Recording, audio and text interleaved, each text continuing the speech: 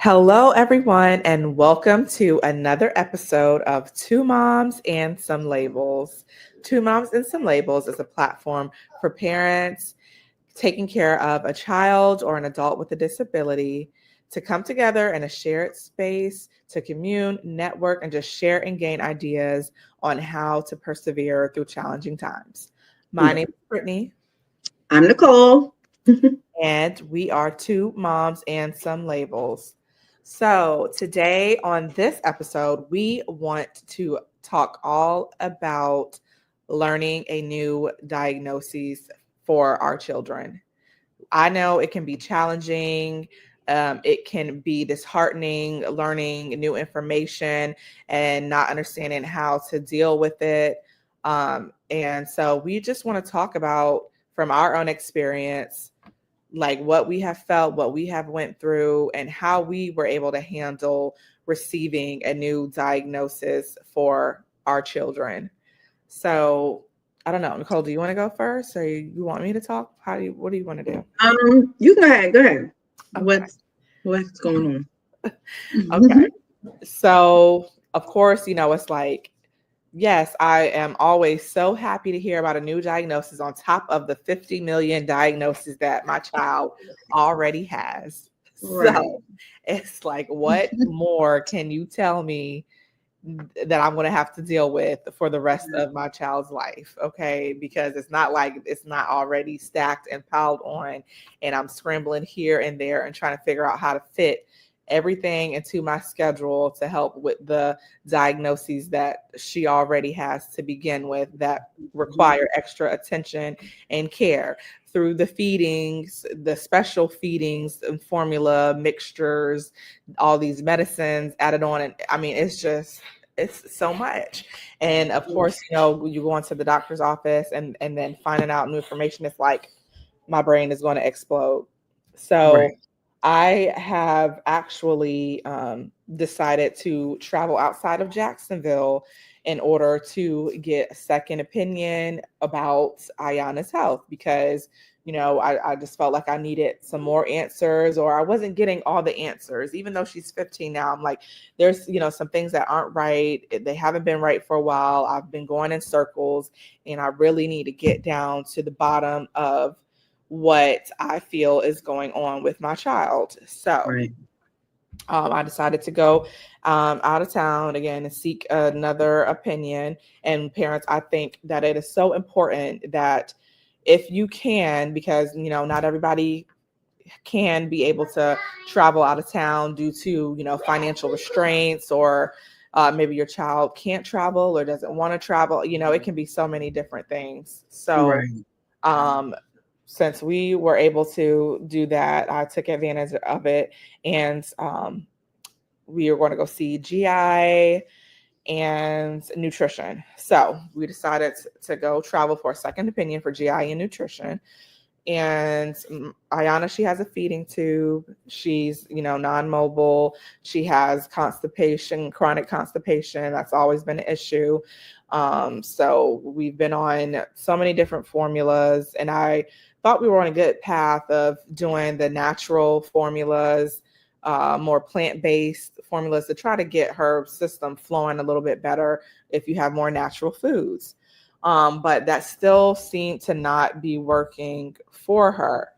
And so, I'm like, okay, we've got to figure this out because she's in pain. It's horrible watching her go through the constipation and then the reflux and all that together when trying to eat and trying to sleep. Right. And Mm. it's Right. all in together, and she's been affected by that. So, um, I went to the GI doctor and told her, what all the things that we were going through and how we've been on this Miralax protocol or been given the Miralax protocol, um, which we've been given multiple times. And I'm like, it never works. We still end up back at the same place doing the Miralax protocol. And I like to research some things too. And I've read some things about Miralax, but that's just from my findings. If you feel like Miralax works for you and your loved one, then, continue using what works best for you and your family, or your loved one. So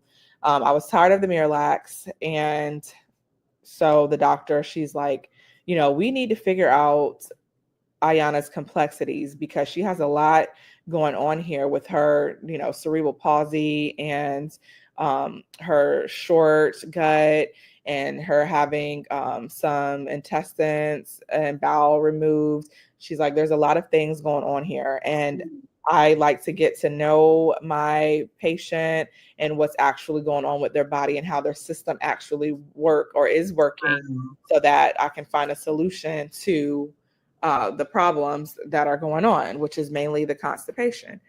Right. So after her saying that and we drove there, I was kind of relieved a little bit, even though we didn't do any testing at that time. I was like, wow, this is the first time I even heard someone actually being like, I need to know this person. I need to find out more about how their body is working. And so that gave me a little bit of hope and relief. And so I was excited for the next appointment.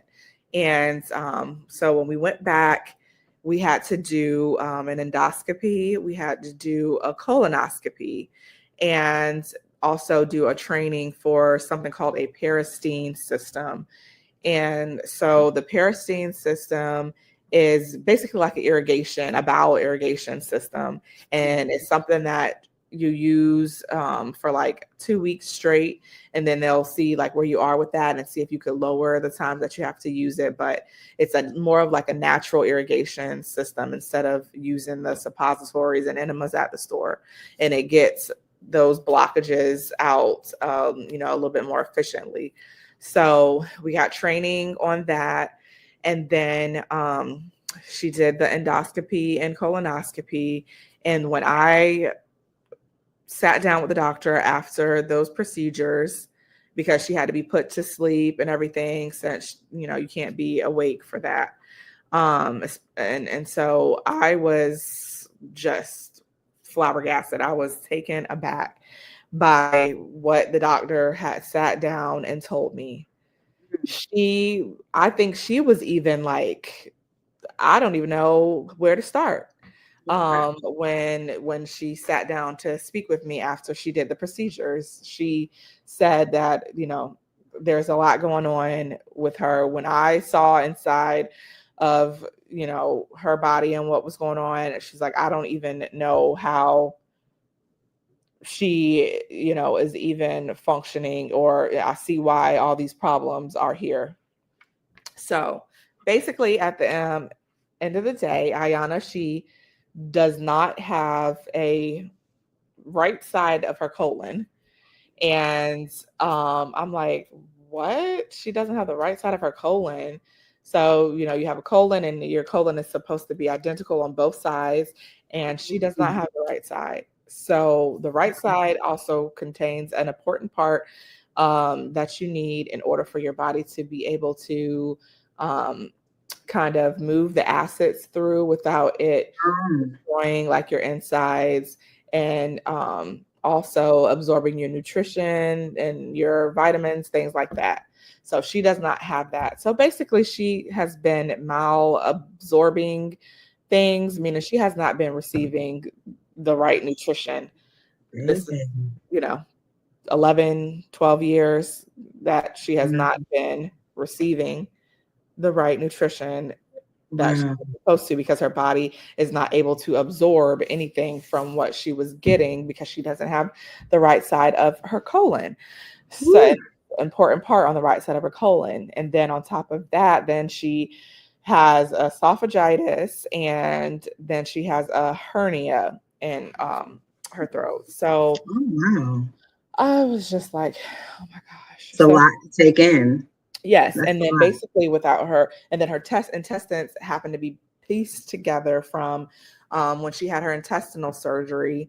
When she was in the NICU, her intestines were pieced together, and with her not having the right side of the colon and that part that helps with absorption, basically her stool is acidic. So her stool is breaking her skin down on her bottom also. And we were like, I don't know what to do, because like we're putting all this cream, but it's like not working. Well, we figured out why it was not working. And so it was a lot. And I was very, very sad. I was sad. I started crying because I was like, I could not believe what she was telling me, and that I almost felt like the doctors that performed her surgeries and the providers that were caring for her had like failed her, because all of this time that I have questions and questions about her feeding, and like, it's not right, and we never got to the bottom of it, and we're going in circles, and it was just, I was sad, and I broke down, and I was sad for Ayana because she's the one that has to go through all of this and experience this every day. And since she's nonverbal, she can't tell us how she's feeling or what she's feeling. So it really hurt me to hear that. So it took me a moment to digest everything in that time, when the doctor was talking to me, because I, had thoughts of anger, sadness, like it was so many different emotions running through my head. And I'm just like, okay, I got to figure out how to handle this. There's so much information to take in. Right.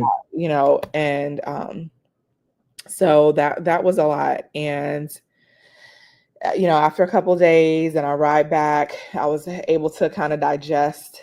And then I was happy because I was like, we finally figured out What's going what on. was going on this whole time. Like, we finally have gotten down to the root of everything, and we got the answers that we were searching for. So, you have to go through those different stages. And, I felt like I went through every one of those stages. And at the end, I was relieved because we got answers, and we got put on some more medications, which, adds more to our plates, but it's for the better good to help her and, see more progress and have her live a quality life. That's all that I'm ever concerned and, worried about, is Ayana being able to have a quality life, because she deserves to be able to have a quality life. And that's something that I would like, for all the doctors to feel the same when they're taking care of our children, that even though they may be in this condition, that does not mean that they don't deserve a quality life. And I'm so happy that we were able to see this doctor and know that she felt the same too. Like, she deserves to have a quality life and be treated better than how she has been treated. And so And those you were were our able to get the answers. Yeah. So That's those were our new diagnoses, and we're still taking it day by day and trying to learn our new routine, but we've got the answers that we were searching for. And that's only half of the battle, but that's what I needed for this time in our journey. Okay. Well, that's good that you now have the answers and Yeah. you know how you're going to help her. But of course, anytime you find out something new about our little ones, it's always gut wrenching. So we have found out, since I guess we found out 2 diagnoses. The one we found out, which I kind of already knew, I still kind of think I should get a second opinion, but I'm kind of just riding with it because I'm like, we're going to utilize the resources. And it kind of gives us like an scapegoat. So I use it as his like unique ability, like it's a superpower. But when I first found out that Lorenzo was diagnosed with autism on top of everything else, I mean, I remember just boohoo crying because I remember the guy was like, we can kind of tell you what's going on now. And I was like, yeah, I know. He did amazing, didn't he? Oh my God. I was just sitting there like, I was in like awe. I was like, oh, he's being on his best behavior. He's listening. I'm like, oh, we aced this. You want to go over everything? Sure. He's fine, right? He's like, you didn't notice this and this. And then I'm thinking, well, dang, if he's doing that, then I must be on the spectrum too. Because I'm like, that's fine. I mean, oh, he's not supposed to do that. I mean, this is my only child. And when you're around, like you've overcome so much, your child might do something a little, you're just kind of like, okay, I mean, it is what it is. So when we got the diagnosis, I was so sad. And Lorenzo was just stimming on the way home. Like, oh, this is what they're talking about. Like, great. But so it was like, it took me, I want to say it took me like a good month to actually say it, research it, accept it, and knew it was not like the end of his story. I started reaching out to a lot of moms of young Black boys on TikTok because it's scary with that diagnosis. Does he is he considered nonverbal? Yes. Does he communicate? Yes, but he's still nonverbal because you'll have to ask him a question 50 different ways and trying to still know him and piece an answer together. I can ask him today, Lorenzo, did you eat? And he's going to tell me he had pudding. He might not have pudding since 2 days ago. So it's just learning that. And then so I reached out to these moms on TikTok and they poured into me, and to see what they have accomplished with their kids, and the different things that they did, it was amazing. So it kind of just gave me like, okay, we're going to be able to do this. We're good. And we, accepted that. And I just say he's my little awesome child. And then we got to another. I was wondering, I thought Lorenzo was just ignoring me. And I was like, okay, his tubes came out. We got to told his doctor something's going on. This boy is like not listening. Come to find out, he had sudden hearing loss in one of his ears at like a 60% loss. We always knew that it was a possibility because of how long he was on the ventilator, and the damage it can cause his ears and his eyes. So we already prepared for the eyes. He wears glasses, and that was life changing. So we put larger tubes back in his ear. Still have to go ahead and get tested for a hearing aid. But they make them now where they're like so fancy and technology. It's not, and then also to come to find out, until he actually gets fitted for his hearing aid, Duval County has to supply him with the hearing aid for his IEP and stuff like that. So it's pretty cool, the resources that are out there with these two new diagnoses. So he's not considered deaf because he has full hearing in one ear. It's just 60% loss. So now that we know he had that huge loss, we will continue to keep on checking it and stuff.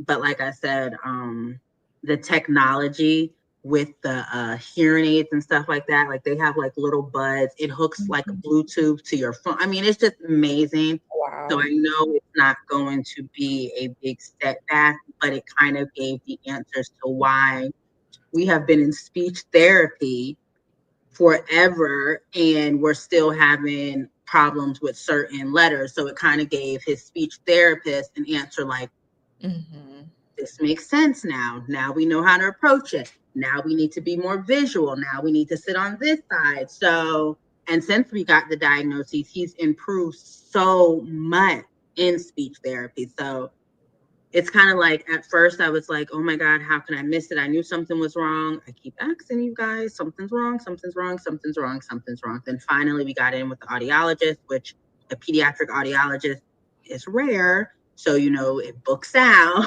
So here we are longer and longer. And I really wanted to make sure we didn't have a repeat of last year in school. So it was very important to get, that diagnosis or find out what was going on, if he needed more tubes and stuff like that. So we have the tubes. We know that Duval County provides hearing aids until we officially get his hearing aid, because, now mama's got to go crazy with insurance and stuff to make sure it gets approved, because they'll say, oh, well, he has good hearing in one ear, 60%.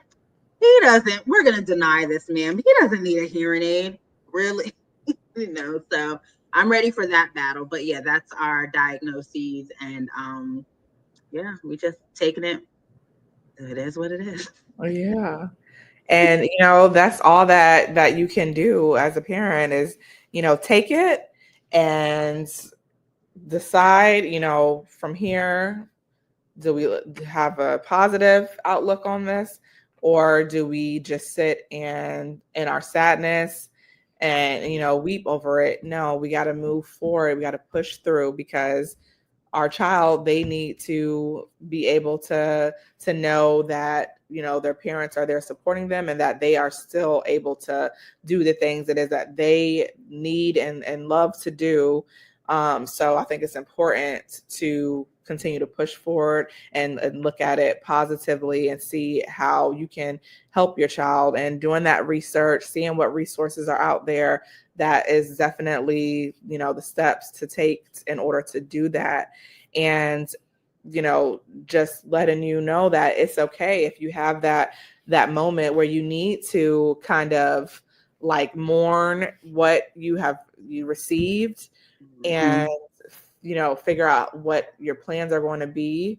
That's fine. I think we all need that. So like I said, sometimes you have to go through those different phases, and then until you can get to that positive outlook, like, oh, I can see now, I'm out of the dark hole. I can finally see, okay, now this is what we need to do. But also making sure that that you do have a village, you do have people that are going through the same things that you are experiencing, and you can reach out and get a hold of those resources to help you get through whatever it is that you and your child may be going through, in order to figure out how to continue to let your child try to live their best, most quality life. So, remembering that there's resources there, and whether you need to reach out to somebody to talk about it because you're feeling sad, make sure you have that support system to be able to do that as well. But knowing that there's always resources available, to find out how you can help your child is the most important thing. And there's a community to be able to talk about it and discuss it. I think those are things that help me get through it, also. So definitely. And always reach out to the community. Like, don't sit in it too long by yourself, and don't Google everything and get lost in the sauce. Don't go down a rabbit hole. yeah, please don't. Yeah, don't do that. Reach out to a community that has similar, diagnoses and stuff like that. And remember, each diagnosis hits people different. So, but surround yourself with support. Yes. So, learning a new diagnosis is always tough, but there is light at the end of the tunnel. And, we're here to provide that platform. There's a lot of different Facebook groups also to provide that platform and resources for you. And like Nicole said, just don't go down the rabbit hole. But do your due diligence, get a second opinion, and life will, continue to life. But you will get through it. It's not the end. So just know that you have a support team. And that is our episode of Two Moms and Some Labels, for today, talking about, learning new diagnoses. I hope that you guys were able to take in information. Make sure you like and subscribe our channel. Make sure that you comment and let us know what your experiences may have been with learning a new diagnosis for your child, or your loved one. Let us know your experience. We want to hear it. We want to hear it. So until next time, and make sure that you catch us on the flip side. We will see you guys soon. And thank you for tuning in to another episode of Two Moms and Some Labels. Until next time.